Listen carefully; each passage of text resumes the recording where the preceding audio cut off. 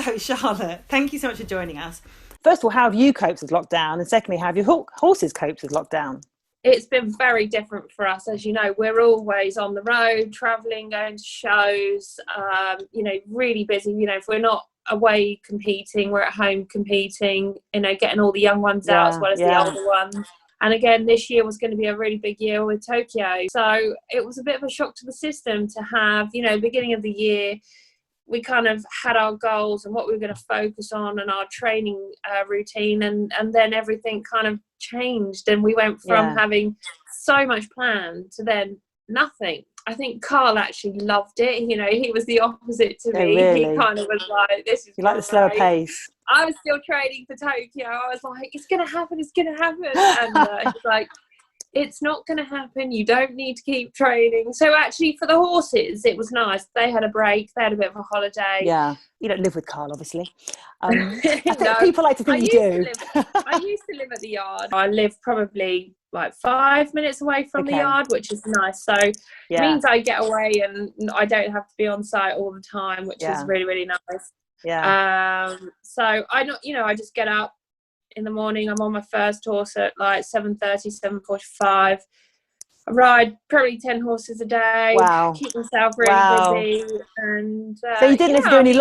You weren't doing any. Everyone was going kind of fitness crazy during lockdown, but obviously you don't need to, do you? Because my goodness, that keeps you fit.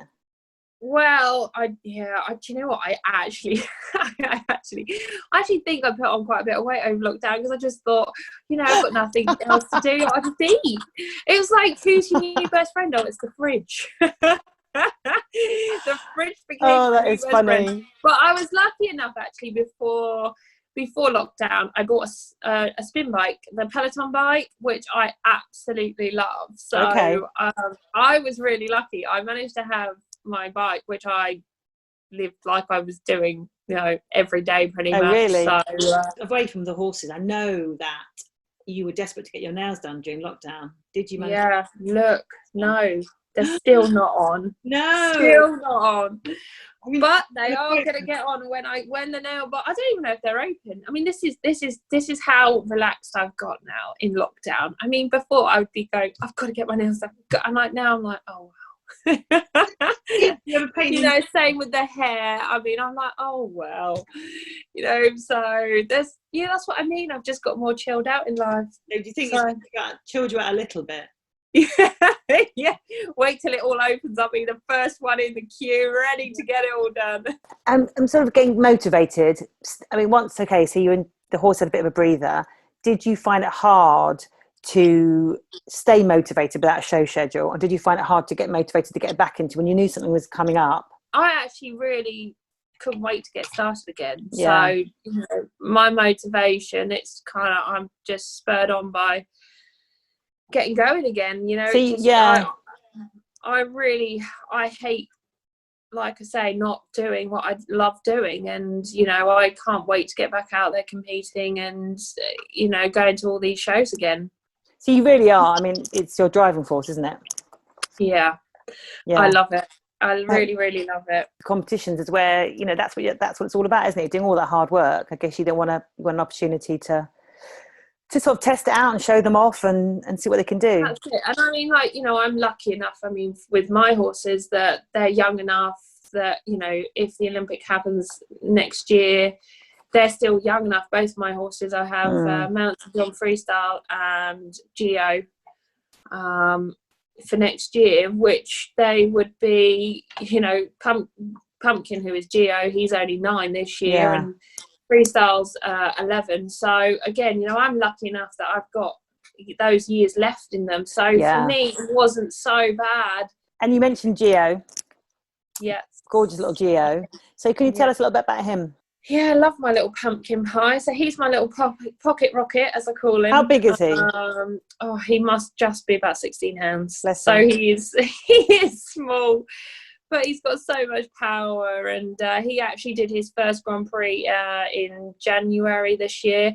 Okay. He got 79% in his first ever one at 9 years old. I mean, you can't really ask for much more. And he went through the test like not one mistake in it. And it's just an incredible feeling when you have these sort of horses that you know, one after the other, you can just go down that centre line, and he's another one, you know, you not phased by anything. And there's an interesting story, isn't it, about that? Weren't you at a demo or some kind of lesson or something, and you saw him and liked him? I was doing a symposium in California. He wasn't meant to be there. He was another horse was, I think, wasn't right, so he was the stand-in horse, and I had to ride one horse in it. And Pumpkin came in, and I was like, oh my god, I love that horse. So I said, I'll ride that one. But I spoke to the girl and I said, oh, you know, do you mind, obviously, if I ride your horse in the she's not getting too much. She's going, yes, Charlotte's riding my horse. Well, yes, it gets me out of riding. Well, I bet she must be so chuffed you riding a horse. Yeah, but then I knew that if everyone saw me riding him, they might want him. So I said to her, like, would you be, you know, prepared to sell him, or, you know, is he for sale? Or she was like, oh, you know, I haven't really thought of it, but, you know, if I was to ever sell him, I'd love to sell him to you. You'd be my first person I'd love to sell him to. So I was, oh, amazing. And of course I did the demonstration, the masterclass, and everybody wanted him. He was like, everyone, because I just loved him, and I said, you know, he felt amazing, and he was only, I think he was just turned 5 then. I ended up buying Pumpkin, and I co-own him with Renee Hart, my friend in New Zealand. I rang her up and I said, you know, I found this amazing little horse. Would you be prepared to come, you know, own half of him with me? And so she did. I remember that time that you did the masterclass with Carl. Was it all those years ago? Valegro. Yeah, live. Yeah, no, and it's so lovely seeing that. It's so strange to see that back. You know, it's like, wow, how green I was and how green he was, and look where we are now. How old were you then? God, I think I was like 21 when I started with Carl, so probably about 22 maybe. And did you kind of, you know, did you have a grasp of kind of what an unbelievable opportunity it was? Were you kind of aware, you know, going with Carl, working with Carl? And oh my God, yes. I mean, for me, I obviously worked for Judy Harvey for 4 or 5 years, and absolutely loved it. And then I left Judy's, and I actually did the world class viewing day with my horse Fernandez, and you know, I think it was Carl and Emil Farid that were the test riders. So you had to sign a piece of paper to say, you know, would you allow them to ride your horse? And of course I was like, yes, absolutely. So Carl came over and asked to ride my horse. So Carl rode my horse, and then that was it. I was hooked. I was like, I need to get a lesson with Carl, you know. I was like, and my mum was like, go and ask him. And I was like, oh, I can't ask him. I was too afraid to ask him. So my mum approached him for a lesson. And I think I had 2 or 3 lessons with him. And then Carl said to me, would I like to do 10 days cover whilst his head girl went away on holiday? And 14 years later, I never went home. Wow. 14 years. My goodness. 14 years. Yeah, it's like a marriage. We are like a marriage couple without the extra bits. I love it. I do love it. We're talking about Gio and how amazing he was and how you knew you wanted him. So what was it about him, and what is it, you know, that you, when you know it's a good horse, what was it about him? What do you look for when you're trying to get a new horse? For me, it's a lot about their temperament and a lot about the feeling I get when I ride them, because I think sometimes it's so easy to look at a horse and think, oh my God, that looks spectacular, and then you ride it and it can be quite disappointing. Yet you can ride a horse that maybe doesn't look so spectacular, but when you ride it, it gives you the most incredible feeling, and that's the ones I go for. And again, the temperament, they have, you know, the temperament is everything really. I think you're 50% there. If you've got a horse that wants to do it with the trainability, you know, it makes your life so much easier. You know, I'm not into these huge movers. I like them really sensitive and goey, and I mean, that's not for everyone, but the hotter they are, the better they are for me. I mean, I'm not one for kicking. I really like, you know, I like the horse to be going. And my mum bought Fernandez for me. He was my first dressage horse, and he was actually bought from the Brightwell sales. And when my mum went to go see him, he bolted with everybody that tried him. And he was only 3 years old, but he bolted around the arena. And my mum went, that'll be perfect for Charlotte. So that's how I got him. So, Charlotte, I've got some questions here sent in from the Charles Owen fans, which I'm going to give to you now. We had loads of people, massive response. It was really lovely, and some really nice questions. So, Jessica Williams wants to know, and you've always spoken about your naughty dressage horse and the fact that you like the naughty one. But how did you start your riding career? How did you first get into riding? Well, my mum used to show jump. So when I was a small child, my mum always used to stick me on the top of her show jumpers. So she said I always, from day dot, that I always wanted to get on top of her horses and be just sat on them. She said she could just leave me sat up there for hours. And then I have an older sister, Emma Jane, who also was very interested in riding. So I always used to ride her pony. So we ended up both being able to have ponies each, and I started in showing. So I did showing for many years. I think I was showing till I was about 17, and then I gave up. Why show jumping? If Mum's a show jumper, why did you get into showing?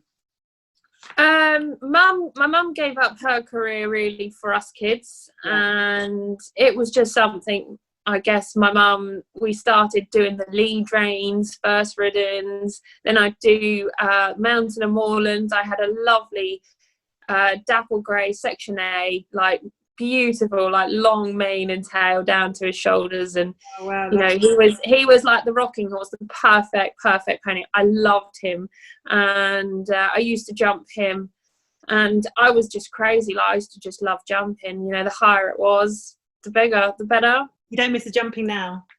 Oh, I occasionally have a go here and there, but you know, I'm actually useless now. Yeah, I've seen you jump into big hedges. Yeah, so a really lovely friend of mine, one of my best friends, Rory Gilson, who sadly passed away not that long ago. He always used to take me jumping, and when I was, I think I must have been like 15, he'd put me on his horses and we'd go hedge jumping. So he said to me, you know, I made him ride Valegro at Royal Windsor in front of everybody, which was it was absolutely fantastic. It was so lovely to watch. And then Rory said to me, you have to come down and now do your hedge jumping. And of course I hadn't jumped for years, absolute years. So he put me on his working hunter that he had won Horse of the Year show on, and we went down and we just jumped these huge hedges, and I was like, oh dear God. And he was like screaming at me to get my ass over the jump. So I mean, he did get me going again, but it's not, I don't know, I just don't feel I've got it anymore like I used to have it.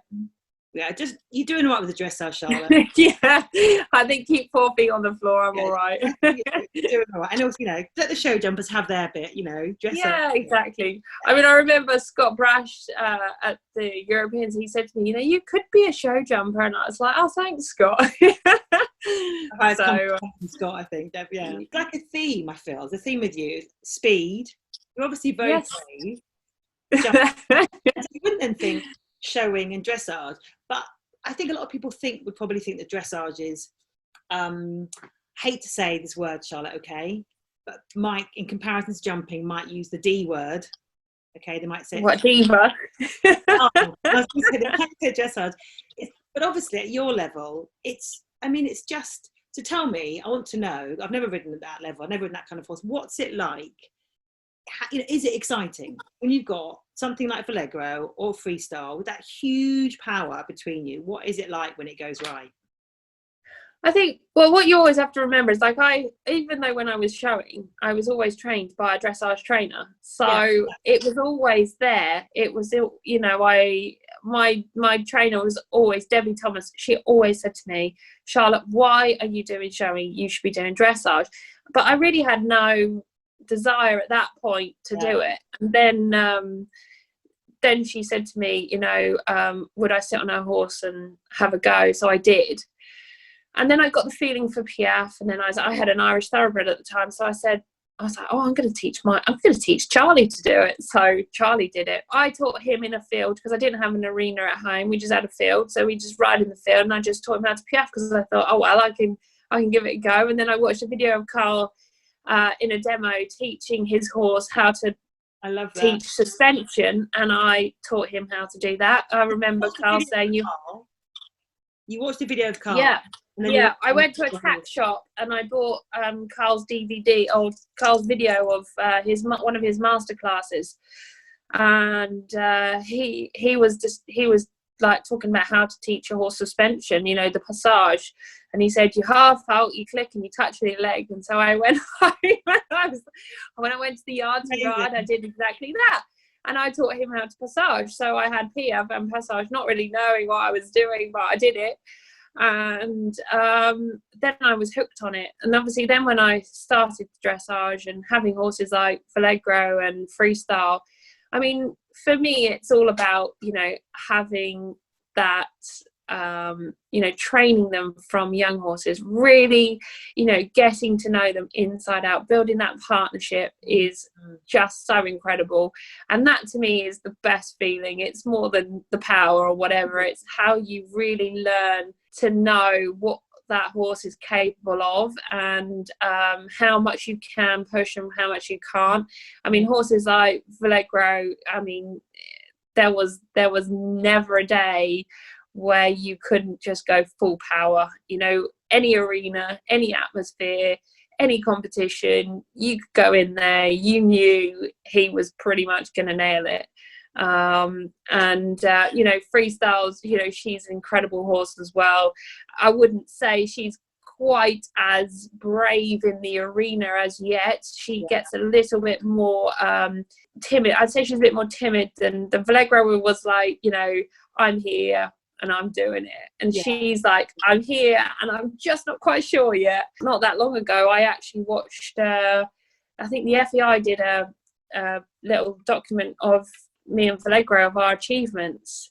And I watched it back and I was like so emotional. It was unbelievable because I think, you know, when you're doing it, you don't realise what you're achieving. I mean, that sounds really silly, but it was almost like you do one show, go to another show, go to another show, you know, you keep training in between, you're still focusing on trying to improve things. And I sat there and I watched it, and I actually had to sit on my own because I knew I was going to cry watching it.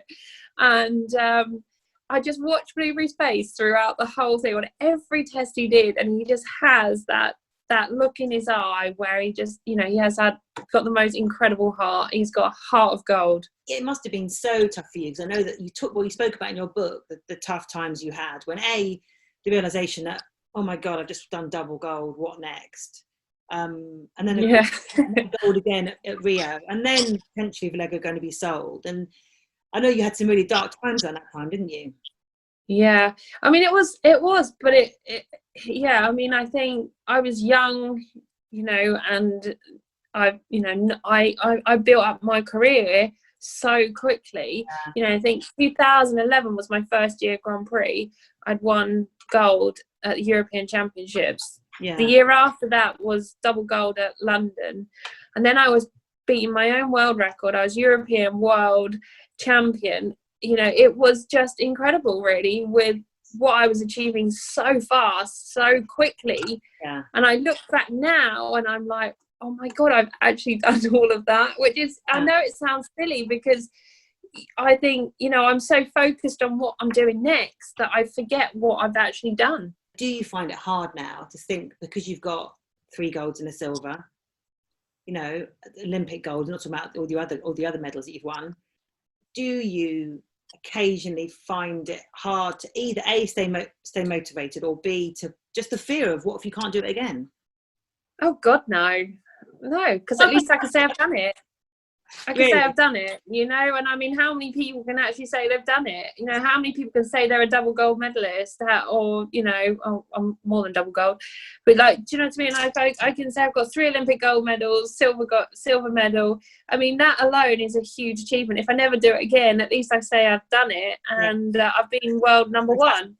Yeah. And, you know, for me, it will happen again, because you know I know it will, hopefully. So you know, I've got fantastic horses, and you know, I think I'm very ambitious, let's say. So I would love to be able to do it again, love to do it for the country, and relive it all again. And I think I would definitely do things differently next time. I think, you know, I actually watched at the weekend, I think, Andy Murray, there was an interview with Andy Murray, and he was saying how he had won all his competitions and stuff, but he hadn't really celebrated them. And that's exactly the same with me.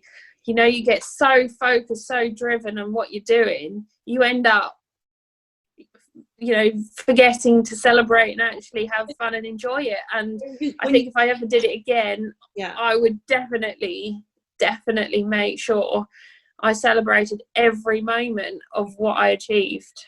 So that's what you've learned, do you think? You've learned to celebrate? Definitely, 100%. I think you can get so carried away in that moment of wanting more and doing more, and you know, I think you forget actually how incredible and how amazing you've done, that you need to celebrate each moment. And not take it for granted. Well, that's, I mean, and funny, I mean, obviously you are fiercely ambitious, and I get that from you, which I love your drive and determination. And William one on Instagram wanted to know, when you're young, did you ever think you'd be a gold medalist? And I'm thinking your answer is going to be yes. Not when I was young, I wouldn't say. No. But when I went for a lesson with Carl, and he told me that I'd be good enough for London 2012. Wow. And I was like, really? I was like, really? You think I'm good enough? And he was so, you know, he gave me so much confidence saying that. He had so much belief in me. When he told me that, then I realised that was a possibility. And then from that day on, I wanted to go to London. Pretty amazing to hear that, isn't it? Yeah, it really, really, really was. Okay, another question again, because you seem so confident, and you said that Carl obviously did for you the confidence then. I imagine he still does that now. But my Welshie Dylan on Instagram wants to know, do you ever struggle with your confidence? And how do you overcome it? My confidence, I think, you know, again, you know, the years of riding Valegro, the confidence came from him. He always gave me confidence, like, to go in that arena. You know, I think he always, you know, we had that partnership that we always held each other's hand. And again, having a fantastic team, you know, my team at home, you know, when I go to a show, I have Alan Davis and obviously Carl. I mean, I couldn't do it without all of those. So all of those people and my team make me have the confidence to be able to go and do what I do. And I think when you really believe in what you do, and you believe you can do it, you have confidence. And I think in the past... But don't you have moments when you think you can't do it? Oh God, yeah. I mean, you do it in life, don't you? You always think, oh, I can't do that. But you know, I think if someone tells me I can't, I want to do it more. So that's the sort of person I am. You know, if someone tells me I can't do something, I'll make sure I can do it. And you know, you either have that mentality where you're a go-getter, or you're quite happy to just let it pass by. And any opportunity that I have, I make sure I grab it with both hands and make sure I can make it happen. Yeah, you're definitely a go-getter, Charlotte. That's what we love about it. I hope so. And I have had like sports psychology, you know, to help me. I was going to ask you about that. Yeah, because that is so big in sport now, and so important. So yeah, and I mean, a lot of people feel afraid to say they've had sports psychology or they've had help, and you know, I think for me it was one of my saving graces for me to be able to have someone to help me. I mean, I never used the sports psychology to help me in the arena. It was more to deal with social media and things like that. At what point in your career was this? Oh, after London 2012. Yeah. I mean, I struggled with social media terribly. I mean, I was absolutely petrified. I mean, they'd ask me a question, I'd forget. I mean, I was that nervous. I never wanted to do any interview without Carl. I made him come with me, you know, because I was so frightened. We'd had no media training, no one like to basically say, right now, you've won 2 medals, this is what's going to happen to you. I was kind of just thrown in at the deep end, and it terrified me, absolutely terrified me. So I had a lot of help with that, and you know, it really, really helped me, and it made my mindset totally different. Yeah.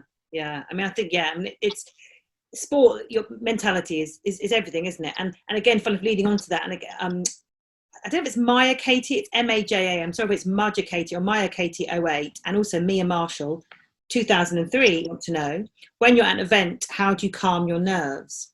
I don't really get nerves, and I know that's really bad to say. I have had nerves, because the only time I can honestly say I was really nervous was when I was in Rio doing my final ride on Valegro.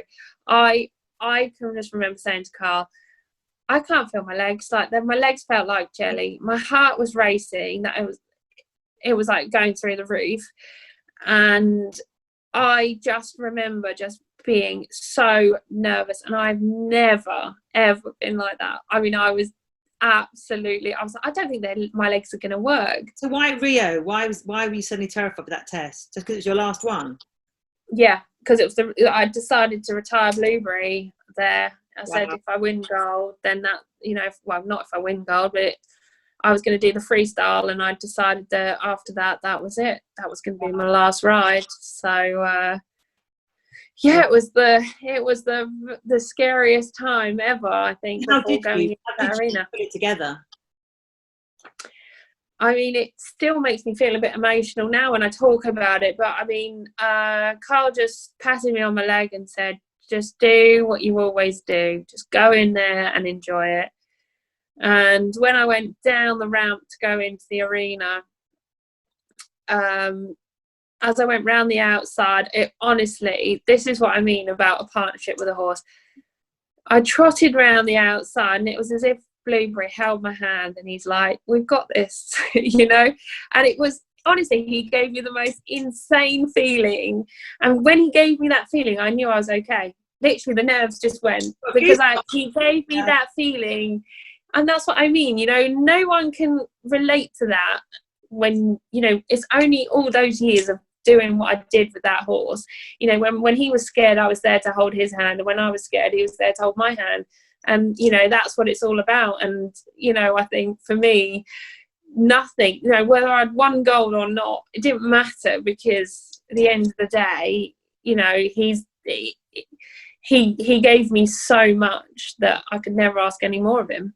Yeah. And I guess that feeling, so you just knew from that moment you were going to be all right, didn't you? I was so confident. You know, when people say how, like that, you know, that question, how, you know, what gives you confidence? That is what I mean. That gave me all the confidence in the world to go down that centre line and just nail it. And he did. So, I mean, obviously your career has been insane, and I mean, just remarkable.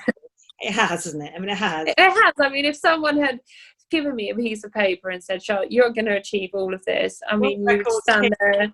I mean, in your lifetime, in my lifetime, let alone in 4 or 5 years, you know, I mean, that's what's so crazy. It happened so quickly, and I achieved everything so quickly. Do you think, because I don't want to take away from you, Charlotte, because you are such an amazing rider, and you're obviously proving what an amazing rider you are, because you've got freestyle, you've got Geo, and do you think, is it all, you know, is it Valegro? Is that, you know, if you hadn't met Valegro hadn't existed, could anyone have achieved what you've achieved? Do you know what I mean? Is it because he's such a credible horse? Yeah, I mean, obviously there's combinations like Edward Girl and Totalas, Isabel Worth with Bella Rose, and all of that. You did. And I was just fortunate enough to find my perfect match, which was Valegro. And like I say, I mean, he had a heart of gold. And, you know, he was ruled out as a young horse pretty much. He was a really bad head shaker. And no, you know, Carl tried to sell him a number of times and no one wanted him. And I was just so lucky enough to come along and find him and click, and, you know, it was just meant to be. It was one of those relationships that I was just meant to be with him. And I was just so lucky to find him. And you know, I will find other horses, but no one will be like Valegro. There will never be, in my eyes. You know, everyone always says, oh, this is the next Valegro, oh, here's the next Valegro. Never. I don't care how amazing it is, there is never another Valegro in my eyes. He will always be the one and only. Special boy. He's a special boy. Yeah. So we're talking about all your amazing moments, Charlotte. Have the Eventing Strides wants to know what's been your toughest moment? Anything particularly sticks out?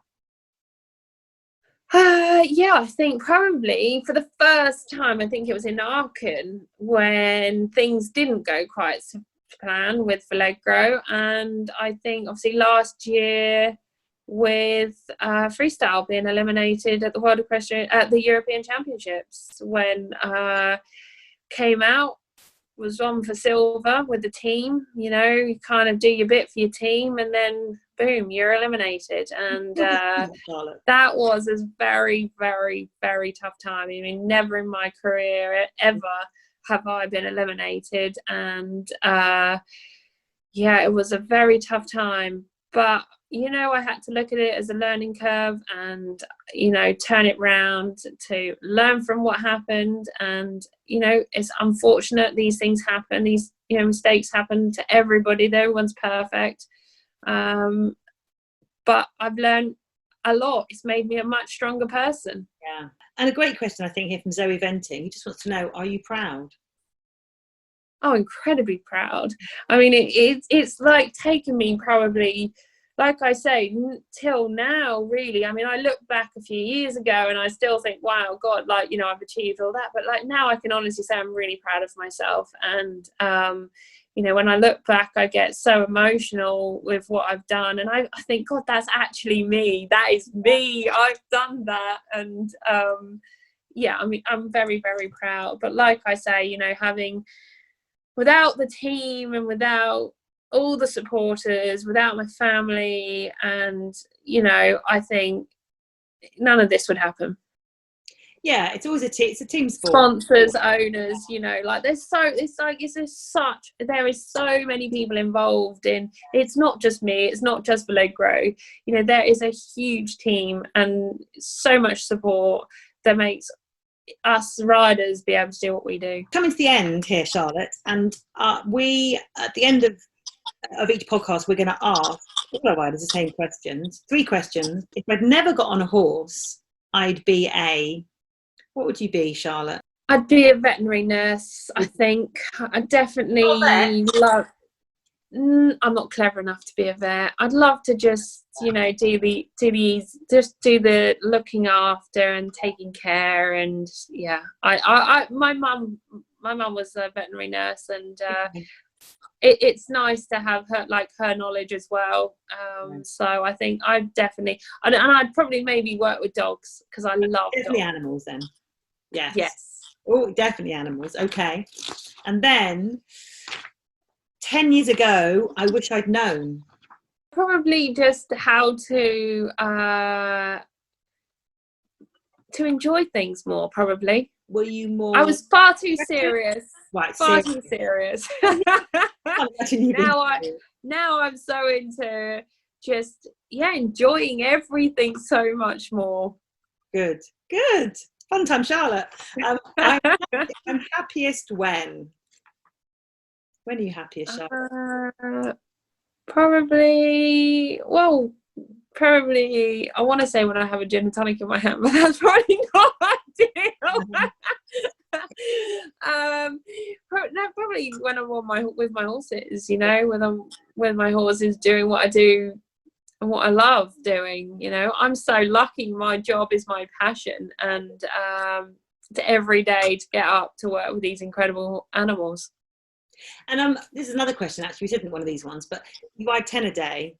There must be occasionally you think, oh God, I've got to get on that one.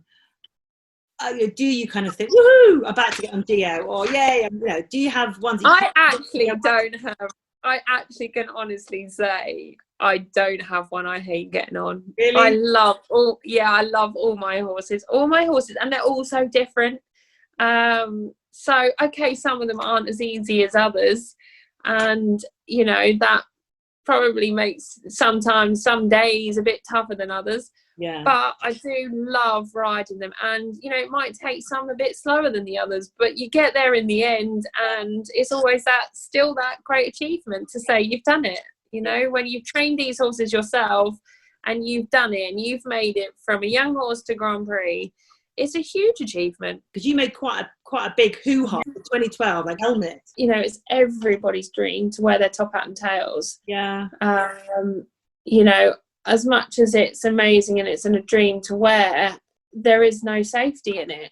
Yeah. So I was lucky enough to be able to speak to Charles Owen, and they created me a hat that very beautiful. I like. So when I first met Roy from Charles Owen, unfortunately, you know, Roy's not with us anymore, but he was an absolutely fantastic guy. Absolutely loved Roy. But Roy was always in the old times. You know, Roy always had everything in black. And I was like, Roy, no, we have got to change this, Roy. We're not having velvet black hats. I was like, we are not doing that. We're going to have a blue leather hat. And that's how we started designing our hats. And, you know, I got them to match my tailcoats. And then I had a shiny one that they did for me with the Union Jack on it. And I mean, I absolutely love my hats, and people think I get paid an absolute fortune to wear it because I never take it off, which is absolute rubbish, but I never take it off because I love it. And also I have such bad hat hair under it, so when they ask for an interview, they're like, can you take your hat off? I'm like, no. I have all different designs, all different colors. I've got brown, I've got blue, I've got black, I've got grey, all the different piping. I've got bling piping, I've got glitzy hats, you name it, I've got it. I think I've got more hats than Charles Owen themselves. Thank you, Charlotte. So lovely to talk to you, and all the best of luck with the next year. And thank you very much. 21.